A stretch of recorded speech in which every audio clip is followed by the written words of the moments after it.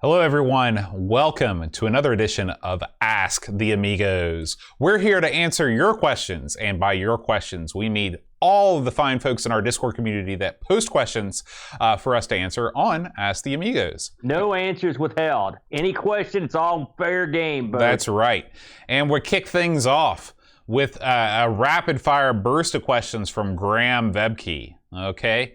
He asks, what do you think are the 6 greatest cities in the world that are not in your country? Aaron, go.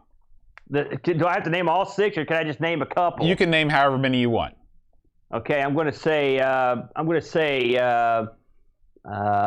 Sydney, Australia. Oh, go ahead. You pick one. Oh, so we're going back and forth. Yeah. Okay, I think Graham might want to hear why. Oh, it just looks awesome. I'd like to go there. Okay. I'm going to try and limit this at first to places I've been. I would say I really liked Fukuoka, Japan. It's a port city, but it's got a lot of countryside that is really close, and a lot of like traditional Japanese ryokan inns. And so I'm going to go with Fukuoka, Japan. I'm also going to go with the Japanese town I've always wanted to visit, which is just straight up Tokyo. I want to go to the Tokyo Dome boat. That's where they have. That's where they have a lot of the pro wrestling, right? Tokyo Dome. Well, they have a lot of stuff there, but it's also it's the Tokyo Dome. It's a big, huge deal. Yeah. Yeah. Next up, I'm going to go with Perpignan, France. Perpignan is a city in the south of France that is very close to the Spanish border. I think a lot of people would call it the Catalan region of France. And it was my first time visiting sort of the Mediterranean style place. And I just loved sort of the laid back, relaxed life that it seemed like everybody that I met had there. It seemed like a perfect place to live. So Perpignan, France. Number 2. I'm going to say Mexico City with a butt. Mexico spawned on some real bad times, unfortunately. When I was in Mexico, I met some really nice, friendly people who are proud of their country, and I know they don't like the bad state it's been left in right now, and the dangerous state it's in. But I would like to see a time where I could get down there, because not just because I love Lucha Libre boat, but I'd like to visit down there. I like Mexico. I really enjoyed when I was there, and it makes me sad. Even the place I was at has been jacked up with drug war stuff. So I would like to go to Mexico City and have a nice time and feel safe and secure. That would be fun for me. Also, I wouldn't mind going to TJ either, which I've never gotten to go to, Tijuana. But I'd say Mexico City because it's just further in. And my last place that I've been to, like I've been a lot of places, but I wouldn't call a lot of those places like places that I'd necessarily want to come back to. The third place that I've been to that I'd actually want to go back to is Gyeongju in South Korea, which is the ancient capital of Korea. It's sort of like the Kyoto of South Korea, although South Korean people would probably hate it that I make that comparison. They would probably go the other way around. But anyway, it's beautiful. There's lots of ancient temples there that aren't really ancient because most of them were built in the 70s, but they're meant to look like ancient temples. And it's just a beautiful parks, and some of my best memories of Korea are from hanging out there. And I would round out by saying, I don't know. We used up all of our guesses, didn't we? No, you can. London. Okay. I like to go to the UK.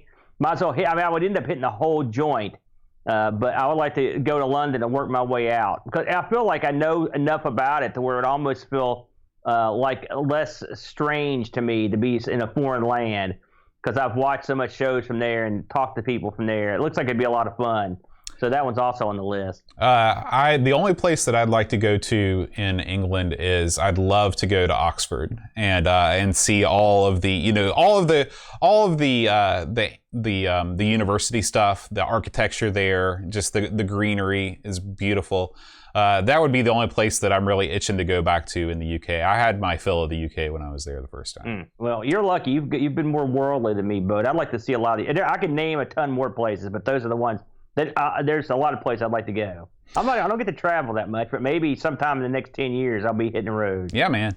All right, next up, Graham asks again, and this is right up. Oh, I'm sorry, and Graham said that his favorite places are Cape Town, Yokohama, Seattle, Dublin, Bergen, and Tokyo. Graham asks, have you ever done something morally or ethically wrong, but yet it was the right or expected thing to do? That's a deep question. Why don't you go on that? I have to think about that. Oh, I do stuff like that all the time.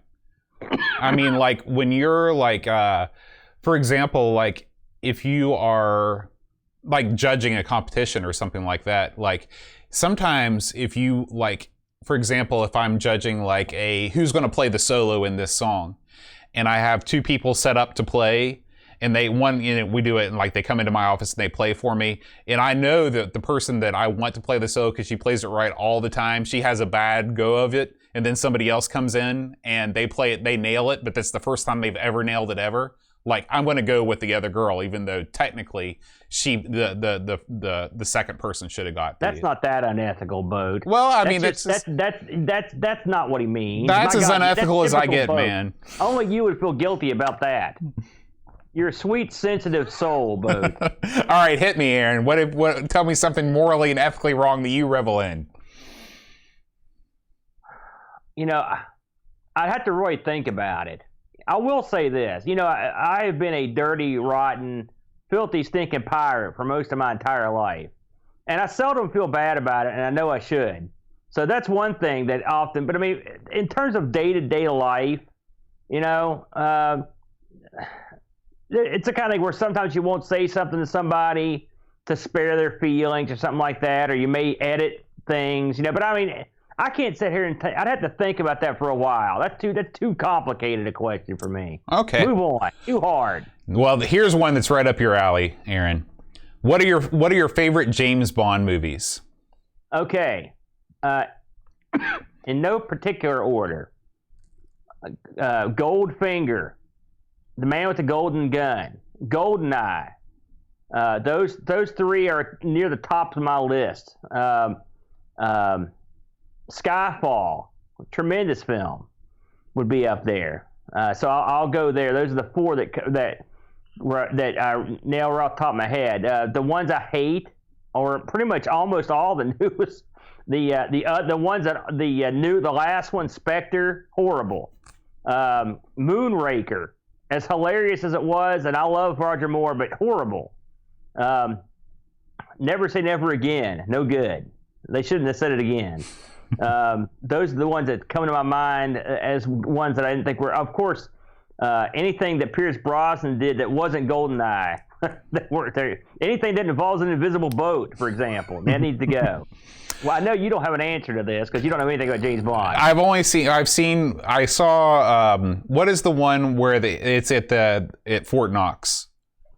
Goldfinger. I saw Goldfinger. Goldfinger. Yeah. Yeah, whatever. It's okay. I guess, I don't know. I think that I'm not a Bond guy. I think that I've come to that conclusion after watching Goldfinger, which is supposedly one of the best ones. Yeah, it's great. And I also saw the one with Halle Berry in it. That sucked. Horrible. Garbage. Roshi asks, who is your favorite film director? What's his name? Roshi. Who's our favorite film director? Yeah. Oh, boy. Well, of course, Orson Welles, Woody Allen, Coens, Alfred Hitchcock, John Carpenter. Okay. The question is, who is your favorite film director? Not name all the film directors. Gosh, I have to pick one of those. I'm going to say Orson Welles just because I really respect what he did. So I'm going to go with that. Okay. I'd say for me, it's probably Tim Burton, just because he has the biggest ratio of movies that I've liked that he's done. I like Woody Allen a lot too, although I haven't seen a lot of those movies in so long that I don't know if I'd still enjoy them or not. And I also like the Coen brothers. I watched the Grand Budapest Hotel on the plane back from Ireland. Man, what a great movie. You know, Woody Allen is he's to movies like Chris Benoit is to wrestling. A guy that I really respected and admired. Then he did something kind of heinous, And now I can't watch his movies the same way. I know that's controversial, but and I loved Woody Allen. And the thing is, when I tell people I love Woody Allen, they look at me like I'm an idiot.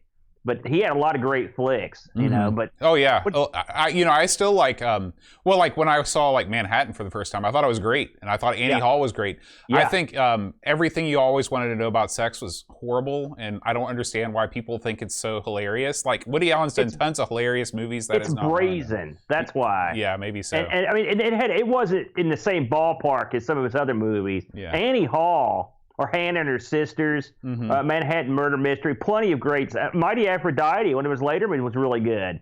But yeah, I agree with you. But I mean, everything you want to know about sex was at least amusing. I guess so.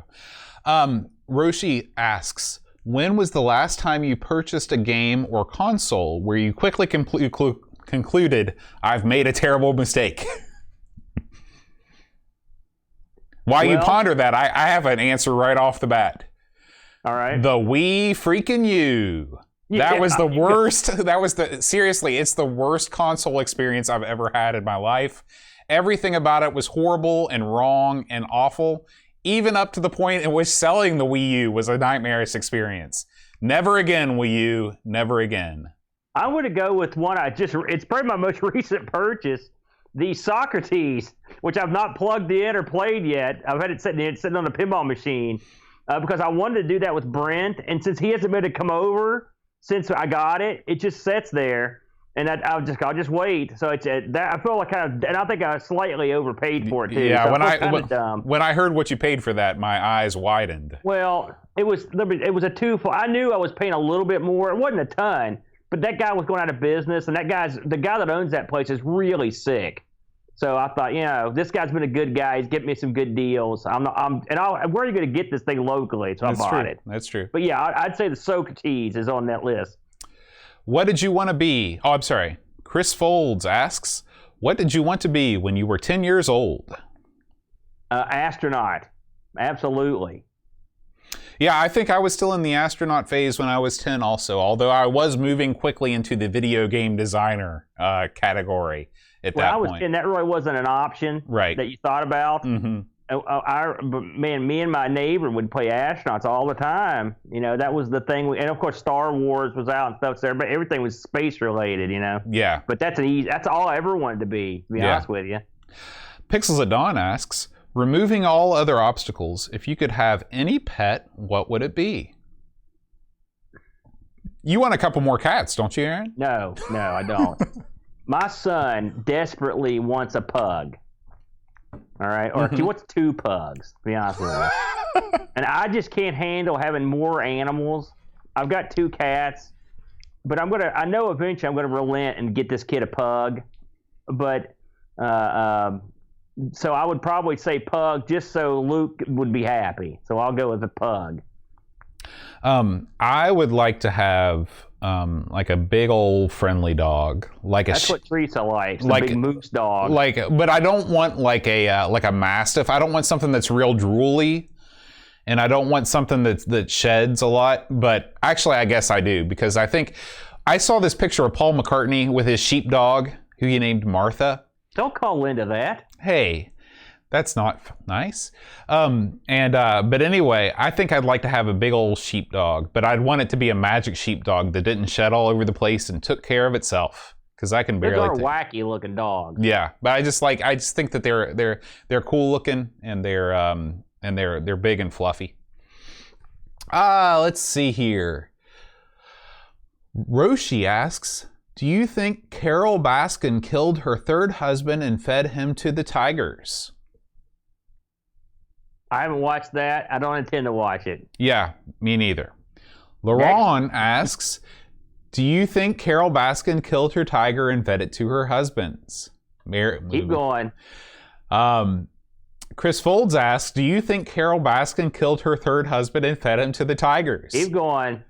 Lord Soup asks, if someone you knew had a tiger, would you go to their house for coffee if invited? No.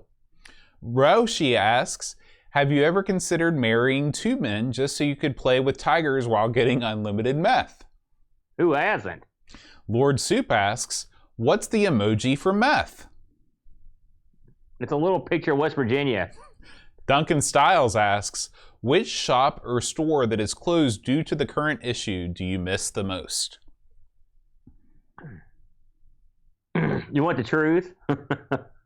You know, right before this stuff hit, I just found out about that treasure hunt beside where I work, and every time I went to that thing, I found good stuff, and it's killing me because I'm dying to get my hands into that germy product with all those other freaks, and that's going to be a long time before you get to go on another treasure hunt because of this thing, you know. So think about this. You're with a pile of sweaty people, barehanded, looking through totes that 1 million people have touched, and the totes contain crap that's shipped directly from China. Yeah. This is the worst. This is probably where the virus began, with the treasure hunt. That's my theory. It's ground zero. So I missed that. I also missed the local video store, but it ain't coming back. And the disease actually made them close a couple days early. So they're gone. So I'm going to miss that because I liked having a game store right down the street. I miss going to restaurants too. We went to the last place we went to eat was Fat Patty's, and the meal was okay, but now I really miss it because it was the last time I was at a restaurant with a bunch of people. It's funny the things you miss. You know, but so those, I'd put any of those on the list. What about you? Yeah, I don't really go to a lot of shops. Like I think I only went to that game store once. But I really, really miss going to restaurants. That's one of the things that Eep and I really enjoy doing together. I miss going to Whiskey Taco. I miss going to Taste of Asia. Yeah. We had Whiskey Taco to eat the other night, so at least they're doing carry out. Yeah. But that's the big thing for me is going out to restaurants. You know, and plus, this is off topic, but I miss my buddies. Yeah. You know? Yeah. It sucks. Yeah, I miss going over to Matt's house. I miss going to school. I really do. I miss going to school and hanging out with my students. I went there yesterday to pick up some things, and I got a little choked up because, we were supposed to be at ratings yesterday. All counties coming up in the spring concert. All the things that we work literally all year to do, we're not going to get to do this year. So, yeah, it sucks. Yeah. It sucks, bud. Next, Paul, a.k.a. Hermsky, asks, what's the worst thing or most damage done during a rage of frustration over a game? You know, this is a shoot. I don't get that mad when I'm playing games. I will say that. Now, I have caused people to become so enraged they did violent, damaging stuff, so I'll count that. I've seen the Chudley just throw and kick and go crazy or just leave. But I'm not the kind of person. Listen, this is a byproduct of being cheap and poor for most of my life. I don't want to wreck my stuff, you know. So I'm not the kind of guy that throws a joystick to the wall or kicks something because that stuff's sacred to me. Yeah. I just wouldn't do it. I don't break stuff, and you know me for a long time. I just don't get that hot. I don't think I've ever gotten. Oh, I know for a fact I've never thrown a controller or broken anything gaming related as a result of a fit of rage. Whenever I get mad playing a video game, I just tell the video game, I'm like, I'm done, and I never play it again. And I physically feel like the game is a person, and I don't want to see that person. That happened to me playing just a couple months ago, playing Neo Turf Masters, where we had this month-long challenge of playing, and we get to the final course, which is the Japanese course. And those last 3 holes, you can play that game so well, and you can have such a knockout round. In that game, in the last 3 holes, there are so many weird, random, difficult, nonsense features in that particular course that put me off playing that game, and I have not played it since, and I don't know if I'll ever play it again. You will. You can't stay away from Neo Turf Masters. That game's the best. Yeah. So it's funny. ARG this week we're doing games that we spent 50 or plus hours playing. And at first it seemed like a daunting task to me, and then I thought, well, I've spent 50 plus hours playing tons of games, so then the task was pick one that you haven't covered already. But I can see if you're playing a game that you're real involved in, and something really bad happens, or like even like let's say your save gets erased Yeah. or something. You know, I can see that. Probably the most violent thing I've ever done is like whack the arcade controller when something goes wrong. I go like, oh, you know, but I mean nothing where I'd break it. Yeah, I will say know? that save loading and saving mishaps where it's like I want to save but I accidentally hit load or something like that. Yeah. Those are definitely the times when I've gotten the most frustrated playing a game and felt like doing something violent, but I don't think I ever have. If you want to see me get real mad, it's got nothing to do with playing games. You should have saw me in here the other night. I was trying to load up the Genesis on this capture card, and it's the hardware failures. That's where I get mad. Yeah. I mean, computer problems. Yeah. Because I hate them, and when they happen to me, I get double mad because I don't have to deal with my own stuff. Right. So yeah, I'll get mad at that. Graham Vebke asks, I had no idea who Carol Baskin was. I searched for her and now I need my soul cleansed. Do you think Baskin Robbins should add a new 30-second flavor, the Tiger Tail Swirl? Are they even still around? Yeah, there's still one in Huntington. Whenever you go down Hal Greer, you know what I'm talking about. That's still there. I don't get down to Huntington much. No, again, I don't know anything about this Tiger show, and I'm not watching it. I don't care how good it is. I'm sick of it. Chris Folds asks, do you think Doc Antle used animal magnetism to marry all those women? Sub-question, do you think... Can you skip all the Tiger questions, please? It was funny for about 1 second. You said no matter what. No, I don't care about that show. God, were there that many? Yes. You had to scroll like 10 questions. People want to know what you think about the Tiger Show. I have not seen this show. Roshi asks, what do you feel is a fair weekly wage to pay women employed in your harem of tiger keepers? Oh, sorry. He tricked me. Okay. L. Curtis Boyle asks, what do each of you view as the last fully original game on any platform released? Oh, jeez. Oh, God. Well, read that again, Boat. What do you feel is the last fully original game? Yeah. That's it. That's the whole question. Okay. God. You want to try to tackle that one, Boat? Oh, sure. I've got an answer already. I know what you're going to say, I think. Go ahead. Katamari Damacy. Oh, that's not what I thought you'd say. Yeah, there's never been another game that has that mechanic. Never. God, the last original game? Gee, many Christmas, dude. I don't have an answer for that. I can't think of something. I mean, I don't know. I'm not even sure I understand the question. Well, sure you do. I mean, like, okay, you could say that Pac-Man is a totally original game because there weren't any other games like Pac-Man before Pac-Man. Right, but you could say that again about like a million games. Well, right? choose one. Because Pac-Man came early on. What do you think is the latest game that's done something that original? Me and my kid are playing this game called the Dependable Delivery Service. I think is what it's called. And it's this real wacky game. Like it's like like sort of like a GTA style world, but it's more kid friendly. And you go around trying to deliver stuff, and you can barely control your character. This strikes me as a particularly wacky game that I've never seen before. And you need to work together, but the controls are so jacked up on purpose that you keep blowing yourselves up or falling out of trucks or airplanes. And we always get a big laugh. So I'm going to just say that one, Dependable Delivery Service. All right, that's it. There we go. Let's see. I'm skipping all the silly questions. Jason Warrens asks, what book or series do you feel should be made into a movie or show? I never thought they did a good job with Gibson's Neuromancer Cyberpunk series.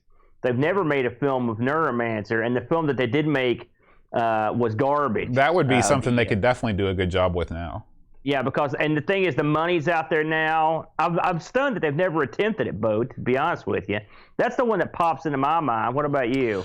To be honest with you, like, I think they should stop making movies out of books. Because I don't think that I've ever seen one that I was ever really happy with. to me, when I read a book, half of the joy of reading the book isn't the plot. It's like the prose. It's the way that the author uses the words. And that is totally lost in translation when you try and put it into movie form. I'm going to give you one. This was a short story that turned into a movie. I'm going to give you one that the movie surpassed the writing in every way. Okay. And that was The Shawshank Redemption. Oh. Which was 1,000 times better than the Bachman book, a.k.a. Stephen King, wrote. And it was, every bit of it was better. Okay. So now, granted, you could say, well, heck, that was a movie based on a short story, so they had to go in there and basically change stuff. But I mean, I remember reading the short story and being like, and the movie was like, whoop, much better. So there you go. That comes to mind. Yeah, and I'm sure that there are other, like, for example, like the Maltese Falcon, like maybe the film version is better than the book. But but for me, like, the worst offender, and this is a show that people love, is the freaking Hugh Laurie and Stephen Fry, P.G. Woodhouse, the Jeeves series. I haven't seen that, and I like both those guys. Like, man, they somehow managed to suck every single ounce of humor out of those stories. Like, everything that makes those stories funny is absent from the Laurie and Fry, which is crazy because both those guys are funny guys. So yeah, I'm just not a big believer in adapting literature for film. Come up with your own stories. You're a big book guy, and I mean, you're not wrong. I mean, I'd say the majority of books are done a disservice, but you got to remember, even stuff like Citizen Kane is like based on a book, stuff like that. I mean, so it is possible to go, or like even like another one, if you like The Shining, for example. It's another one. But often when they get better, it's because they radically depart from the book. Right. So there may be a connection there. Yeah. The thing about Woodhouse is that the reason why his books are funny is not what happens to the characters. It's the way that he describes the situation. If you're not a book guy, you don't understand. You don't get it. And you can watch the show and enjoy the show. Whatever. I'm getting mad. I'm getting fired up just thinking about it. Man. Don't get fired up, dude. Don't freaking desecrate Woodhouse. All right. Christian Rousel asks, as John and Aaron are two proud West Virginians, it's only natural that they must be skilled woodsmen. But which of them is more accomplished? Woodsman. How much time have you spent out in the woods, Bode? Well, I'm an Eagle Scout, and I've done my fair share of camping and cutting down. One of the main fundraisers our troop did was going over to. Was Caldwell teaching when you were in middle school? Was he a shop teacher? Okay. He had a farm. And one of the main fundraisers we did in Boy Scouts was go over to his farm and cut down trees, chop them up into wood, and sell the firewood. So I have a fair amount of experience chopping wood. I would probably defer to you as the superior woodsman. I'll tell you why. Just on the sheer basis that I was in Boy Scouts as well, but I only rose to the rank of, whatever the next one after Tenderfoot is. Second something. Yeah, second class is the next after second class. Hey, listen, put that on my headstone. But when it comes to getting your Eagle Scout, especially in a place like West Virginia, they're not just going to hand you that thing. You got to earn that sucker. So my hat's off to you, Bo. I will tip my hat to you as a superior. However, my skills in actual woodworking, like being able to fix joints together and stuff like that, horribly lacking. I wish that I had that skill. That's not woodsman stuff. That's handy stuff. That's true. So you win. Jason Warnes asks, considering it's Easter, here's one: Easter bunnies, milk chocolate or white chocolate? This is a question I feel both of us are very equipped to answer. I like white chocolate, but Easter bunny's got to be dark chocolate, regular chocolate. Milk chocolate, yeah. Milk chocolate, that's right. I am the opposite. I know that white chocolate is not technically chocolate, and it's also one of the very worst things that you can put in your body. But man, I freaking love white chocolate like it's going out of style. It's bad for your body? Yeah. Why? The sugar content in white chocolate dwarfs like every other candy. It's just like... Listen, have you ever eaten one of those Peeps? They're literally sugar. That's true. So I'm not too... Those days, it's Easter. I would snort and freebase sugar if I give it the chance. So yeah, I'm not worried about that. That's true. I like white chocolate too. It's good. It's good eating. The Dunk asks, you can pick elements or parts from any Amigas. Build your perfect Amiga system.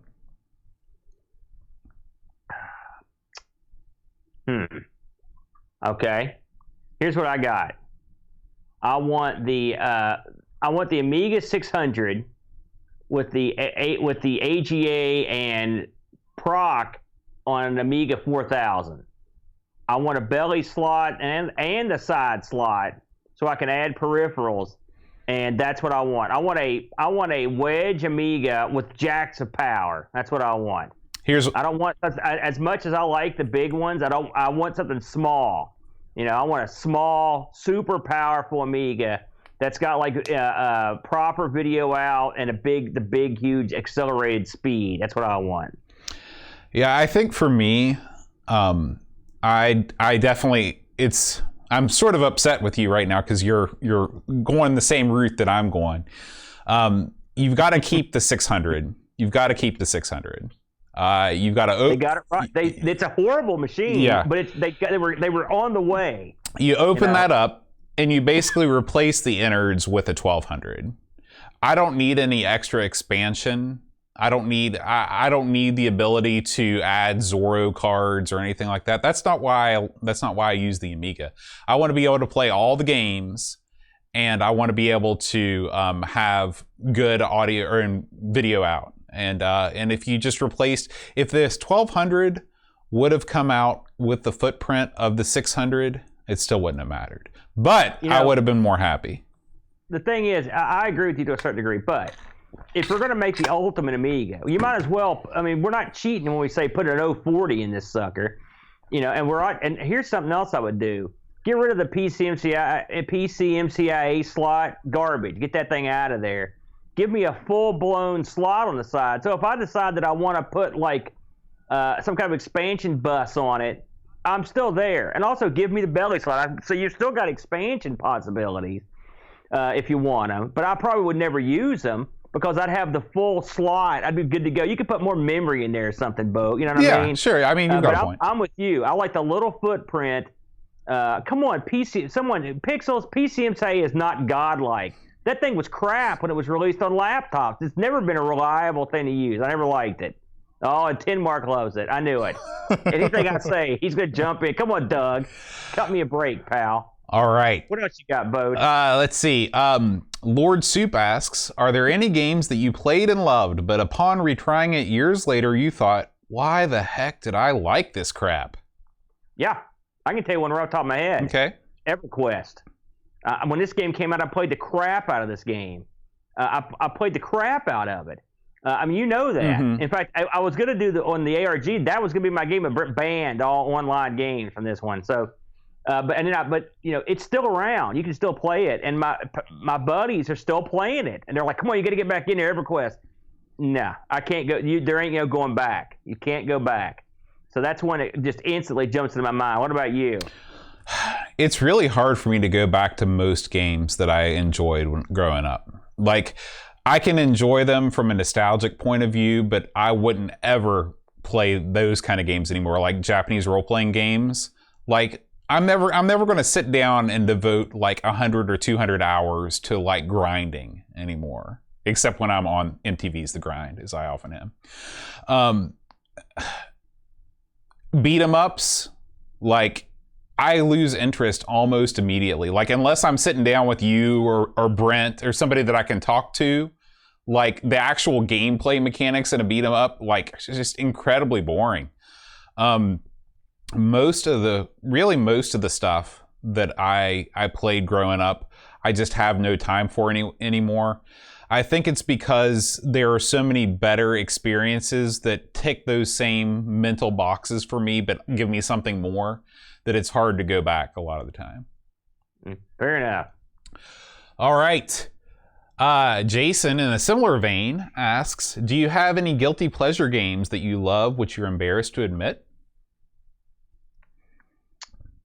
Why don't you start this one, Bud? I have to think about that for a minute. Yeah, this is an easy one to answer. No, I'm proud of all the horrible games that I like. Even I'd say maybe like really cutesy games like No One Can Stop Mr. Domino or like Mr. Driller and stuff like that. Like I'm not ashamed of my love, or like Super Puzzle Fighter or something like that. Like I love games that are cute and I don't care. You know, taking things like I say a strip poker game or something out of the mix, or bar games or something like that. You know, I've always enjoyed the very well. Of course, you know I love Time Killers, which gets, in fact, Angry Video Game Nerd just mauled Time Killers in one of his episodes. But one game that gets mauled worse is a game called Pray for Death on the PC. I've always enjoyed that game, and it's really bad. It's ugly and stupid looking, but I always liked it, and so I'd put that on the list of games like that. You know, and also, and I'm always embarrassed to admit this, but me and the kid play a crap load of WrestleMania 21, or was it 2K20? Was it? Yeah, whatever the newest one is that everybody hated. We play the crap out of this, but whenever you say that to someone, they look at you like you're an idiot, and rightly so. I mean, I got this game for free, but we do play it almost every day. So I'd put that on the list too, because I'm embarrassed to tell people that I play that, but I do. L. Curtis Boyle asks, what is a game, any platform, any age, that has the worst technical aspects, graphics, sound, etc., but you still love because it's so much fun? Oh boy. You know, it's funny. I was just out in the arcade today playing Phoenix. Remember Phoenix? Yeah, the arcade game yeah. Phoenix?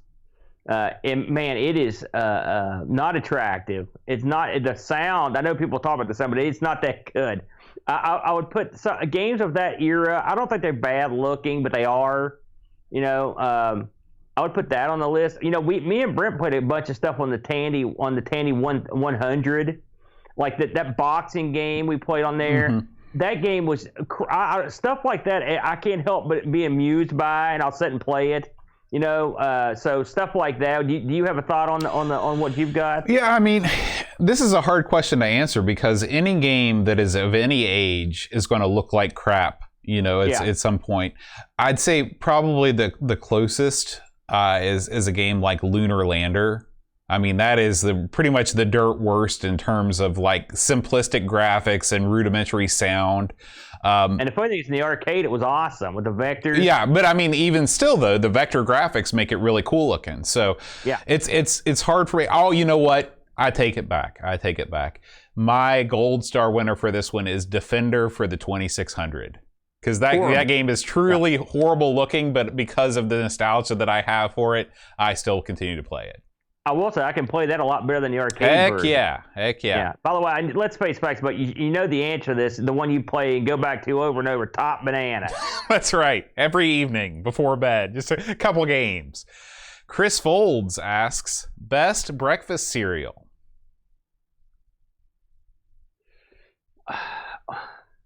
You know, all I ever eat anymore is Raisin Bran. You know, and I eat the Walmart extra raisin version. But if I had to go back and all the time, you know the one I really got into, this is going to sound like a Markish response. I used to eat the crap out of Pac-Man cereal. I don't know what, I mean, it's the same old gimmick, some puffs with a bunch of marshmallows in it, but I always loved that. I used to eat that. I loved it. I used to eat the crap out of that. So I would go with Pac-Man cereal. This is a tough question for me because cereal is probably my favorite food. I love cereal so much. I would say, for me, it's a toss-up between Cocoa Pebbles and Cinnamon Toast Crunch. I really like both of those.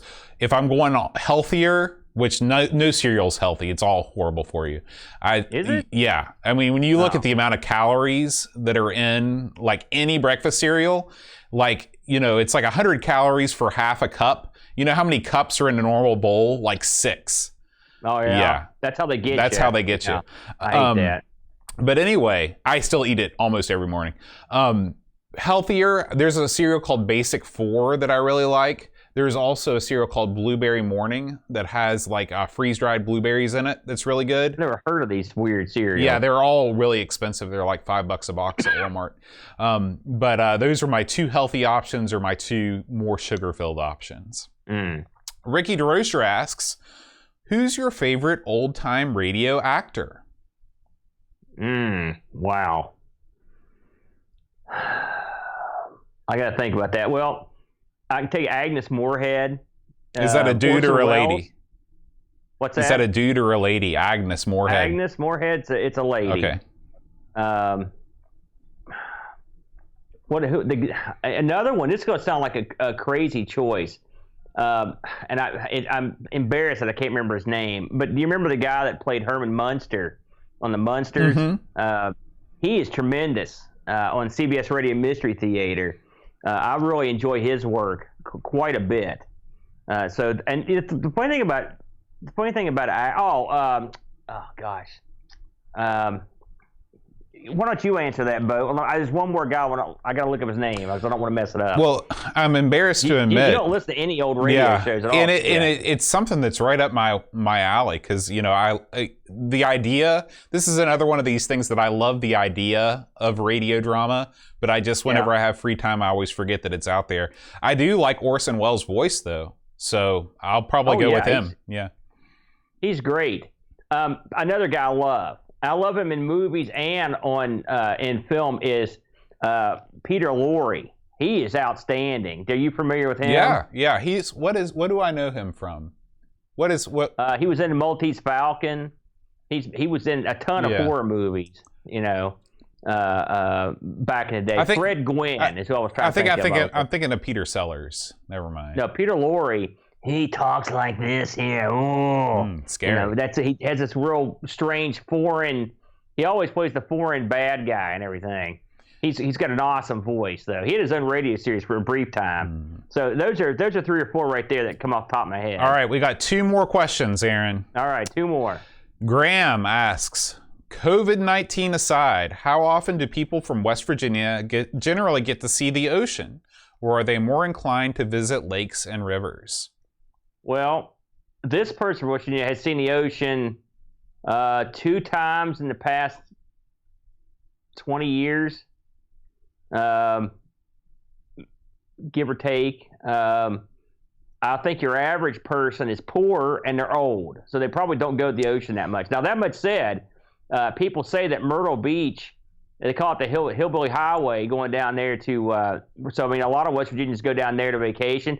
But I would say, en masse, most people around here would stick to the rivers and lakes and don't get to the ocean. The ocean's a pretty good chunk of driving for us. Yeah.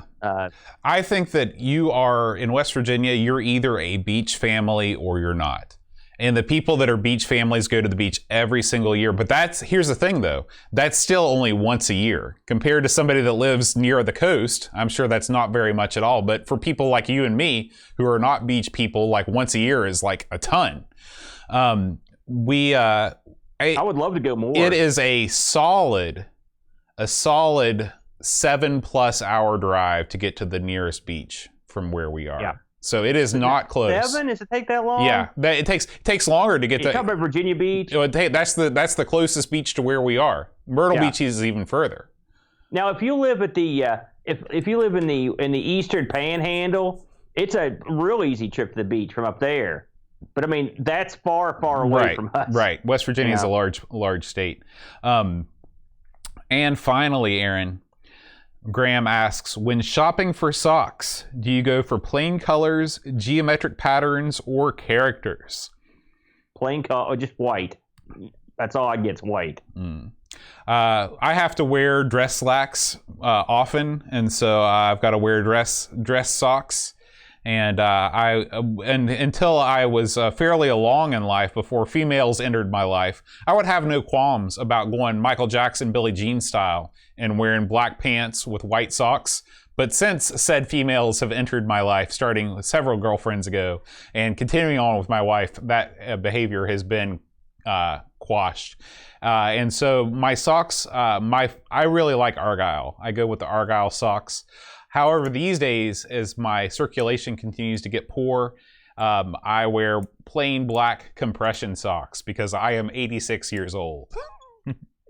I've seen you in some odd sock combinations. Yeah. With what you're currently wearing, like pajamas or yeah. Sometimes or shorts. Sometimes I'll come home from school and I'll change out of my school clothes except for the shorts or except for the socks.